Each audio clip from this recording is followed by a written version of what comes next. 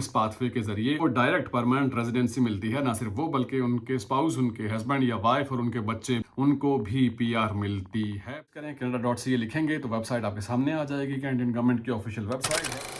Hello and अस्सलाम वालेकुम बाजीज and बाजीज, तो अपना मेज़बान अली जन्नत all the way from Canada. Canada आने का इजी पाथवे क्या है और डायरेक्ट पीआर पे कैसे आ जा सकता है, यानी परमानेंट रेजिडेंसी होल्डर के तौर पर आप यहाँ कनाडा कैसे आ सकते हैं, जिसके लिए आपको किसी भी किस्म की जॉब ऑफर की ज़रूरत ना पड़े और लीमा और वर्क परमिट की आपको ज़रूरत ना पड़े। उसके लिए यहाँ आकर आपको ख्वार ना होना पड़े और पैसे ना देने पड़े। यहाँ पर हवा चलना शुरू हो गई है और आइए अंदर चलकर बात करते हैं। और अगर आप यूट्यूब पर नए हैं तो प्लीज़ मेरे चैनल को सब्सक्राइब कीजिएगा और फेसबुक पर पेज को लाइक कीजिएगा और बाकी दोस्तों के साथ भी वीडियो शेयर कीजिएगा जिन्हें इन्फॉर्मेशन की ज़रूरत है। तो आइए चलते हैं और बात करते हैं कि किस तरह से आप यहाँ कैनेडियन गवर्नमेंट की तरफ से आपको इनविटेशन कैसे मिल सकता है और आप खुद अपनी एलिजिबिलिटी कैसे चेक कर सकते हैं, बजाय इसके कि आप किसी और पर रिलाई करें, कंसल्टेंट पर रिलाई करें या उनको भारी फीसें दें। आप खुद कैसे कर सकते हैं, ये जानना आपके लिए बहुत ही ज़रूरी है।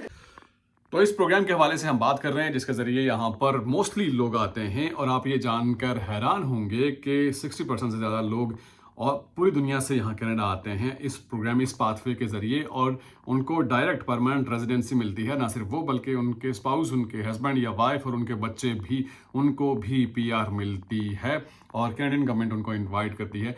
और आप कहेंगे कि ये तो कोई मुश्किल प्रोग्राम होगा।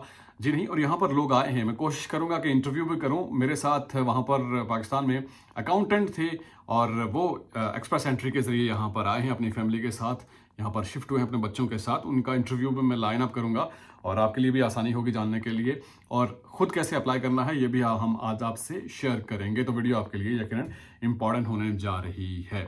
तो एक्सप्रेस एंट्री में आपको मालूम होना चाहिए कि जितनी आपकी एजुकेशन होगी उतने उसके आपको ज़्यादा पॉइंट्स मिलेंगे, ज़्यादा स्कोर मिलेंगे। लेट्स से आपने मास्टर्स कर रखी है तो मास्टर्स के मुकाबले में एमफिल है तो ज़्यादा उसके पॉइंट्स होंगे, या आपने पीएचडी कर रखी है तो पीएचडी के ज़्यादा मार्क्स होंगे। और एक और चीज़ भी नोट कीजिएगा कि एजुकेशन जितनी ज़्यादा होगी उसके ज़्यादा आपको पॉइंट्स मिलेंगे, जितनी एज कम होगी उसके ज़्यादा पॉइंट्स मिलेंगे। वैसे जो एज ब्रैकेट है 40 ईयर्स है आपकी, तो आप 40 ईयर से कम आप एक्सप्रेस एंट्री के लिए अप्लाई कर सकते हैं, फॉल कर सकते हैं उसमें कैटेगरी में। लेकिन अगर आपकी 35 एज है, 37 है और 36 है या अंडर 30 है तो आपके लिए आइडियल सिनेरियो हो सकता है, आइडियल केस हो सकता है।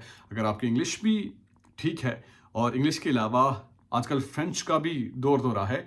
मैंने जब मास्टर्स किया तो हमारी मास्टर्स डिग्री में एक फ्रेंच लैंग्वेज का कोर्स था, पूरा एक सेमेस्टर था, और इस वक्त उन्होंने बताया कि फ्रेंच की बहुत डिमांड है और ये आपको सीखनी चाहिए। तो हम उस वक्त जो हमने सीखी थोड़ी बहुत, मतलब हमें फ्रेंच लैंग्वेज उन्होंने सिखा दी थी। तो अब उसकी इंपॉर्टेंस का अंदाज़ा यहाँ होता है जब आप कनाडा आते हैं कि फ्रेंच अगर आपको लैंग्वेज आती है तो एक प्लस पॉइंट होता है, उसके मार्क्स आपको मिलते हैं।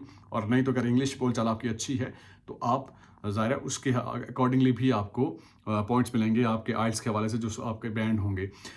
जैसे कि मोस्टली लोग रब्ता करते हैं, जैसे कि डॉक्टर साहब ने रब्ता किया और शायद लग रहा है कि इन्होंने विजिट वीज़ा के हवाले से अप्लाई किया है और इनकी बैंक स्टेटमेंट भी अच्छी है, ट्रैवल हिस्ट्री भी है और ज़ाहिर है इनका प्रोफेशन भी अच्छा है। लेकिन शायद इन्होंने विजिट वीज़ा के लिए अप्लाई किया है और अभी तक इनको रिप्लाई नहीं आया और ये ज़ाहिर कह रहे हैं, अपने ख्यालात का इजहार कर रहे हैं।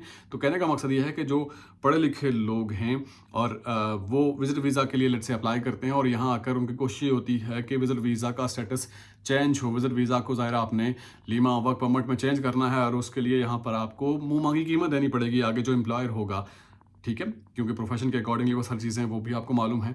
तो उससे बचने के लिए लीमा और जो वर्क परमिट का झंझट है उससे आप डायरेक्ट अपना जो प्रोफेशन है, जो एक्सपीरियंस है, जो आपकी एज है, वो आप शेयर करें। आप पोर्टल पर जाएं, आप खुद चेक करें और देखें। यू नेवर नो कि आप एलिजिबल हों, और बजाय इसके कि आप कंसल्टेंट को भारी फीस दें, एजेंट को भारी पैसे अदा करें कि वो आपका काम कर देगा, बजाय इसके कि आप खुद चेक करें। एक आसान मिसाल आपको दूंगा कि हम लोग जो कंसल्टेंट को पैसे देते हैं या एजेंट को पैसे देते हैं विजिट वीज़ा के लिए, हालांकि वो आसान प्रोसेस है, वो खुद अप्लाई किया जा सकता है। आप देखें उसमें सिंपली आपने अपने डॉक्यूमेंट्स, जो आपका एक्सपीरियंस होता है, जो आप काम कर रहे होते हैं, बिजनेस कर रहे हैं या आप जॉब कर रहे हैं, वो सिंपली अपने बारे में बताना होता है, कवर लेटर होता है, वो आसान चीज़ होती है।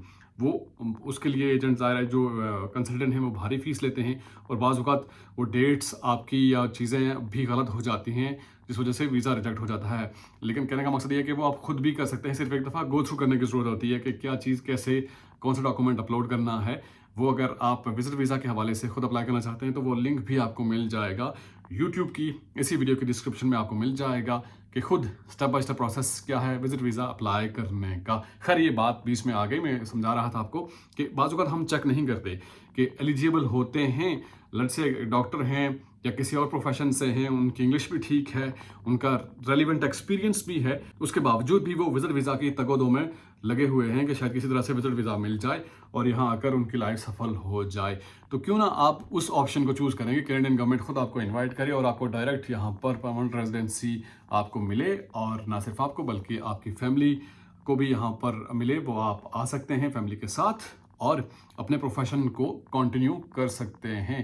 اور اس کے لیے طریقہ کیا ہے کہ آپ گوگل پہ جائیں، سمپلی جا کر Canada.ca کی ویب سائٹ کو آپ سرچ کریں، Canada.ca لکھیں گے تو ویب سائٹ آپ کے سامنے آ جائے گی، کینیڈین گورنمنٹ کی آفیشیل ویب سائٹ ہے۔ اس کے بعد امیگریشن اینڈ سٹیزن شپ کی جو آپشن ہے اس کو آپ نے چوز کرنا ہے۔ اس کے بعد امیگرنٹ کیٹیگری پہ جب آپ کلک کریں گے تو اس کے بعد آپ کو مل جائے گا ایکسپریس انٹری کا آپشن، ایک آپ کو نظر آئے گا، اور اس پر آپ دیکھیں گے کہ لکھا ہوگا کہ find if you are eligible. اس پر آپ کلک کریں گے تو آپ اپنے کریڈینشیل جو آپ کی انفارمیشن ہے، آپ کی ایجوکیشن ہے، جو آپ کی ایج ہے، آپ کے پاس آئلٹس کے کتنے بینڈ ہیں، وہ تمام تر چیزیں آپ شیئر کریں گے تو آپ کو معلوم ہو جائے گا کہ آپ ایلیجیبل ہیں یا نہیں ہیں۔ تو کہنے کا مقصد یہ ہے کہ کسی دوسرے پر ریلائی کرنے سے، اور یہ ہم سوچتے ہیں کہ کوئی پیسہ لے کے کام کر دے گا، بعض اوقات ہم پیسے بھی دیتے ہیں اس کے باوجود بھی کام صحیح طرح سے نہیں ہوتا، تو خود آپ تھوڑا سا تحقیق کر لیا کریں، تھوڑی سی ریسرچ کر لیں، ایکسپریس انٹری کا آپشن ضرور چوز کیجیے کیونکہ اکنامک کیٹیگری میں ایکسپریس انٹری آتی ہے، اور اگر آپ امیگریشن پلان بھی دیکھیں تو اس میں اکنامک کیٹیگری کو ہی زیادہ فوکس کیا گیا ہے، اور ایکسپریس انٹری کے ذریعے ظاہر ہے یہ پروگرام چلتا آیا ہے اس سے پہلے اور آگے بھی چلتا رہے گا۔ بے شک آپ 2025 کی بات کریں، 26 کی، 27 کی، 28 کی یا نیکسٹ آنورڈ یہ پروگرام چلتا رہے گا، کیونکہ یہاں پر اسکل امیگریشن کو لے کر کینیڈا کو ضرورت ہے اور یہ ضرورت رہے گی۔ تو ضرور اپنے آپ کو چیک کیجیے ایکسپریس انٹری کے لیے، کس میں اگر آپ کوالیفائی کرتے ہیں تو آپ کو کسی قسم کی ضرورت نہیں ہے، نہ ہی جاب آفر کی، نہ ہی لیما کی، نہ ہی ورک پرمٹ کی، اب تو آپ کے لیے چیزیں آسان ہو جائیں گی۔ ضرور اپنے بارے میں تھوڑا سا ایکسپلور ضرور کریں بجائے اس کے کہ کسی پہ آپ ریلائی کرتے ہیں۔ تو آج کی ویڈیو سے اتنا ہی، ویڈیو اچھی لگے تو ضرور شیئر کیجیے گا باقی دوستوں کے ساتھ، اور اپنا فیڈ بیک بھی ضرور دیجیے گا، اور نیکسٹ ویڈیو کے حوالے سے بھی آپ سجیسٹ کر سکتے ہیں کہ نیکسٹ ویڈیو کس ٹاپک پر ہونی چاہیے، اور آپ سے ملاقات ہوگی نیکسٹ ویڈیو میں۔ ٹل دین میرا اور آپ کا اللہ مالک۔